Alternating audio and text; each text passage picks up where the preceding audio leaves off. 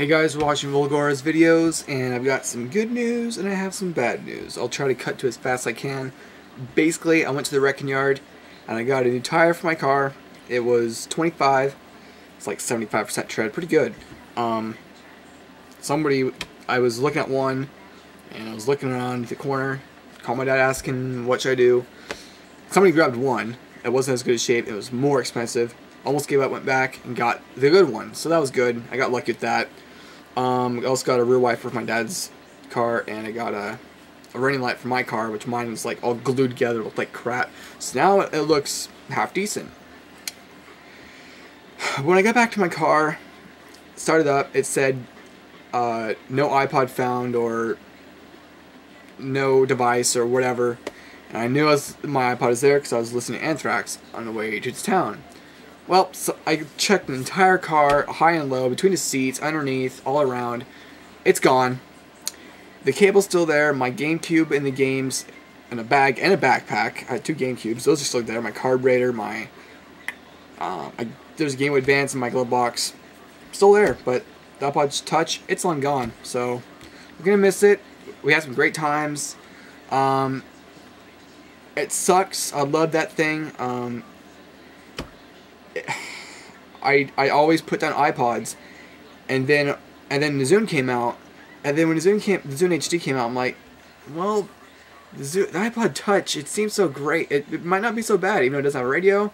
It's got so much apps, but the Zune HD's got the radio and the OLED screen. But then once I used the iPod Touch or the Zune HD more, which before that had a Cohen A2, or S9, which is garbage. Yeah.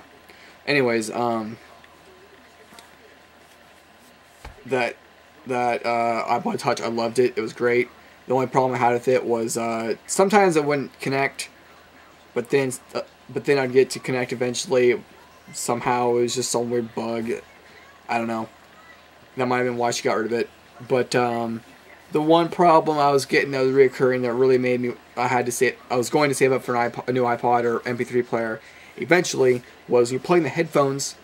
The power from the internal speaker wouldn't switch over to the headphones, so when you crank it up, only the internal speaker would go up. And it would drive me nuts. It's a very common problem. And, yeah, so sometimes it would take 10 minutes to half an hour to 2 hours before the volume actually kicked over. Sometimes it wouldn't even switch over at all. You just, all day I'd have to listen to it at low volume, push along or what have you. But, I gotta think of the positives, look at the situation with the cup half full. At least they didn't steal my Criz Envision M. I've had that thing forever since junior year in high school, and that means a lot more to me than iPod Touch because it's a lot more rare. I mean, it's not worth big bucks, but it's about $50 on eBay, which isn't as much as the iPod Touch, just because the iPod Touch has apps and whatever. But this, it was pretty cool for its day. It was way better than the iPod Classic at the time. At least they didn't take my camcorder that was in my pocket. I was in the wrecking yard recording footage of cars. I'd be really mad if that disappeared, because that's where I make my fun, my videos, and it focuses on whatever I throw at it. So you can't do that with any standard point-and-shoot camera. It's a good thing they didn't steal my GameCube, my games, the back seat, like I said. So it sucks, but what can you do? I tried using Find My iPod, didn't work. I made a Craigslist ad saying my iPod stolen with a toaster sticker in the back and a clear case. Went to the pawn shop. There's nothing else I can do. But one thing good happened. I went to eBay. I went to Goodwill. I got this camera for $5. 5 megapixels, 6x optical zoom.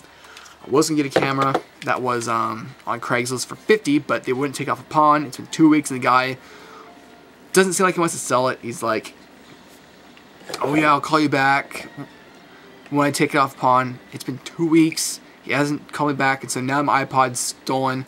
I'm not going to buy a $50 camera. I'm going to save up for a new MP3 player. Because yes, I still have my Creative Zen, but that thing's thick, bulky, and the battery life isn't great. I hated charging it every day. With the iPod, I can go all day at least, and still, well, plus it was the basic thing. The biggest thing is how much thinner and lighter it is, and it have a hard drive spinning constantly, which, yeah, I just, plus the internet, yeah, everything about the iPod, I miss it. But yeah, got this for $5. Works perfectly. I had one just like this last summer. Didn't work. Sold it on eBay for $12. So yeah, this works. I'm gonna keep it. And yeah, but basically the other thing this video is about, besides complaining about, or not complaining, but you know, sobbing about my stolen iPod, is that now that my iPod's gone, should I save up for a 64 gigabyte iPod Touch, the 5th gen, or should I get an Android MP3 player, the Galaxy 5.0, Galaxy Player, whatever it's called. I was thinking about getting a tablet, but that's too big for my pocket. You know, that big. That's too big to run around with all day. It'd be very cumbersome, and then, you know, if I ride my bike with it, it's gonna break the screen. So I have my phone. So yeah. Or do I not even save up for the newest one and just get the last year's model, which I don't remember if it had Siri, but I'm really interested to have an MP3 player or iPod Touch with Siri. That'd be a lot of fun.